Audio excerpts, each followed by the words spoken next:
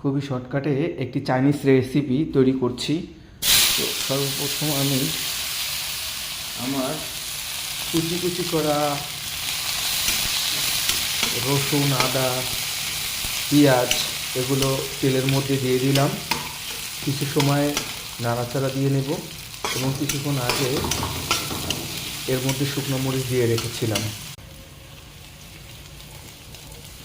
রেসিপিটা খুবই শর্ট টাইমে শেষ করতে হবে, খুবই শর্ট টাইম, এখানে বেশি টাইম নেওয়া যাবে না। এখানে আছে আলু কুচি কুচি লম্বা লম্বা করে, সাথে আছে টমেটো।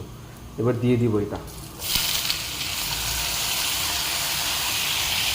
শেষ, মোটামুটি শেষ পর্যায়ে।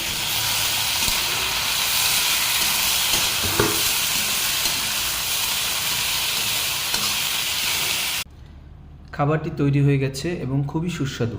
খাবারটি খেয়ে দেখলাম অসাধারণ। এবং এখানে যেটা করছি সেটা হলো ভুট্টাগুলো সেদ্ধ করে নিয়েছি এবং টমেটো, এখানে লেবুর রস এবং কাঁচা ঝাল দিয়ে ভুট্টাটা মাখাবো এবং সাথে আরও কিছু মশলা দিব, বিট লবণ থেকে শুরু করে অন্যান্য।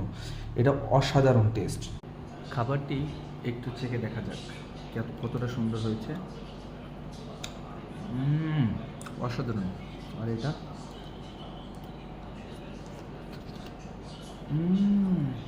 ইয়াম্মি।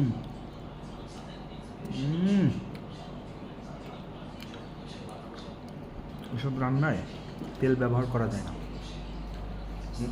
পানি ব্যবহার করা যায় না, তাই তেলের পরিমাণ আর ঘিয়ের পরিমাণ একটু বেশি হওয়ায়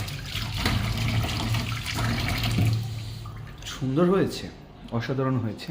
পরে খাবো। তো চ্যানেলটি সাবস্ক্রাইব করে দেবেন এবং লাইক কমেন্ট শেয়ার করতে একদমই বলবেন। এই যে লো সবই তো আমার দিদি। ও মাই গড, সবই সে আমাকে দিয়ে দিল। এখানে ভুট্টা, আলু কুচি কুচি, আর এখানে এই যে খাবার। এখানে আবার একটু ভুট্টা, এটা আসলে ভিটামিন সি। এখানে কাঁচা ঝাল এবং সাথে মিক্স করা আছে কাঁচা ঝাল এবং লেবু। অসাধারণ অসাধারণ স্বাদ, সেই স্বাদ, মধু মধু। এই খাবারের যে স্বাদ আজকে পেলাম এটা আসলে বলে বোঝাতে পারবো না।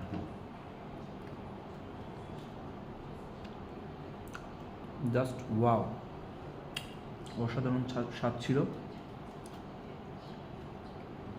খুবই চমৎকার। ওয়াও, গুড়া।